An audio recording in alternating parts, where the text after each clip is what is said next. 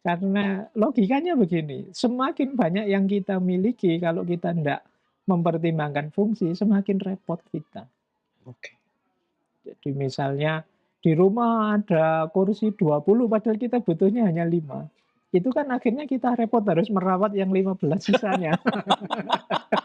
Iya bener ya. Iya, jadi malah tambah Mhm. repot, tambah ribet. Mobil kalau butuhnya 1 atau 2 ngapain harus 5? Kalau istri 4 gimana Mas Faiz? Ah, itu logika yang sama bisa Oh itu dipakai. logika yang sama Iya, ya? jadi 1 saja sudah Sudah puyeng ya? pontang-panting apalagi nambah. Iya iya. Jadi, Oke. saya ndak bilang beristri 1 atau 2 beristri lah yang cukup saja. Cukup ya. Nah, Cukupnya cukupnya berapa? beda-beda ya Mas Faiz ya? Beda-beda. Iya iya iya. Aduh itu bijaksana banget ya. Kontekstual itu. Kontekstual. Iya iya iya iya iya iya. Kalau mungkin 1 belum cukup ya monggo mungkin ada situasi yang mengharuskan lebih dari 1. Tapi ngomongin filsafat Mas Faiz itu Iya. kan ya kita tahu ya Mas Faiz tuh waktu masuk sekolahnya aja ya nyari mana sih yang paling kosong gitu kan itu ya Mas Faiz tuh Paling ndak laku. paling nggak laku gitu dan lain tapi akhirnya sekarang jadi mendalami dan seterusnya. Makna filsafat sampai Mas Faiz menggeluti di sekarang buat Mas Faiz filsafat itu apa sih? Jadi saya sering ya memaknai yang tidak pakem bahwa filsafat itu pasti kita lakukan kalau kita menseriusi hidup. Menseriusi hidup. Oke. Jadi kalau kita ingin serius dengan hidup kita, otomatis kan kita memikirkan hidup kita. Saya itu cara hidup terbaik bagaimana, tujuan hidupku kemana, apa yang harus saya lakukan, apa yang jangan saya lakukan. Pasti kita menuju pemikiran ini. Oke. Dan itulah tepatnya kan pertanyaan-pertanyaan besarnya filsafat ke situ. Jadi orang itu ketika menseriusi hidup, pasti jatuhnya dia berfilsafat. Oke. Jadi itu yang saya sadari belakangan ketika kemarin kuliah awal itu belakangan, oh iya ya, para filosof itu orang yang sangat serius dengan hidupnya, dipikir sampai dalam. Dan para filsuf itu istrinya nyebelin Mas Faiz ya? Nah, iya. Karena Iya. istrinya yang menyebalkan, maka jadi filsafat. Itu kan serius mikir istrinya juga itu sampai ketemu. Siapa ya Sokrates apa siapa ya? Sokrates ya? Iya kan? Bilang gitu kan dia kan? Itu karena Sokrates memang istrinya galak menyebalkan. Ada ceritanya satu ketika dengan Sokrates itu seneng ngajak diskusi temennya kayak gini nongkrong diskusi itu dan istrinya cerewetnya luar biasa. Namanya Santipe. Pernah satu ketika ngobrol depan rumah sama temennya, saking jengkelnya istrinya itu orang diskusi disiram air panas sama Santipe. Jadi karena dia jengkel sekali, ini orang nggak nyari uang, nggak kerja, filsafatan terus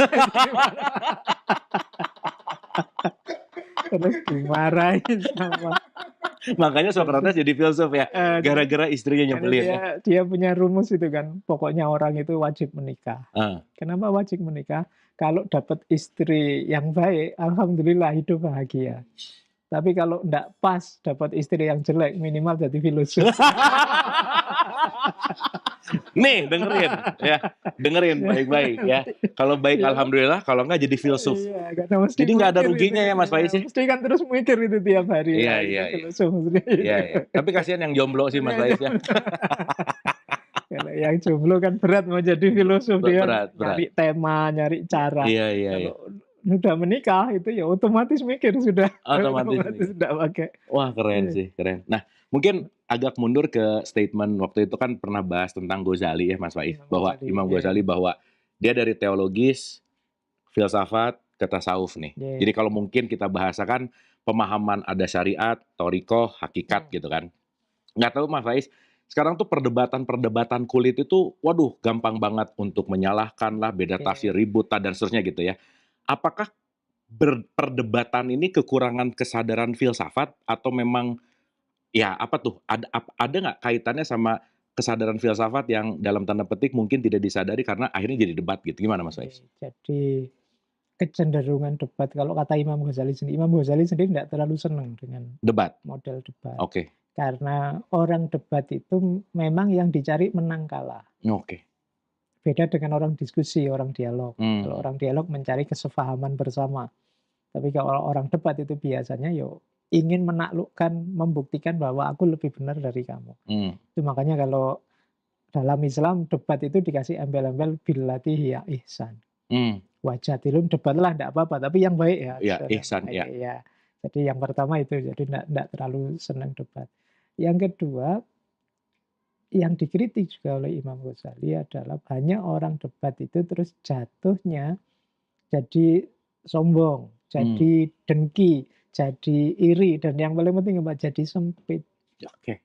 Orang debat itu biasanya terus ingin membuktikan bahwa hanya perspektifku yang valid, yang benar. Jadinya terus tidak luas. Jadi kemana-mana membela perspektifnya ini. Ini yang sering jadi kelemahannya orang berdebat.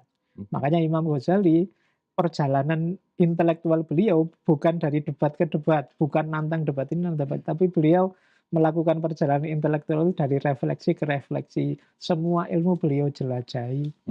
Semua wawasan beliau masuki sampai kemudian di terminal terakhir ketemu, oh menurut saya pengetahuan yang lebih mantap, lebih meyakinkan, lebih membuat nyaman itu adanya di ranah tasawuf. Iya. Jadi itu nah, kelasnya naik terus ya. Jadi dia setelah melakukan perjalanan intelektual yang sangat panjang, hampir semua ilmu-ilmu agama beliau jelajahi, ya beliau menyimpulkan, oh yang menenangkan, yang lebih stabil level benarnya itu ada di pengalaman sufistik. Mas Faiz sendiri menggeluti filsafat, banyak yang ngajak debat nggak sih? Maksudnya dengan perbedaan gitu ya. Wah ini Mas Faiz nih kayak, nah gitu-gitu. Ada nggak sih Mas? Ya kalau di kampus sih ya sering sama dosen sama. Saya kalau di medsos, karena saya enggak main medsos. Iya. Itu terbaik sih. Terbaik sih Mas Faiz. Mending gitu sih. Mungkin ada yang ngomong, saya itu enggak main medsos itu alasannya kasihan. Nanti banyak yang tanya, banyak. Ya sementara saya enggak bisa jawab semua. Nanti kalau sebagian saya jawab, sebagian saya cueki, nanti kecewa. Mending enggak gitu ya. Sudah, jadi saya enggak di medsos itu selesai. Sudah. Kalau ngajak diskusi, monggo. Ayo, gitu saja. Jadi enggak ada akun resmi aja ya kan.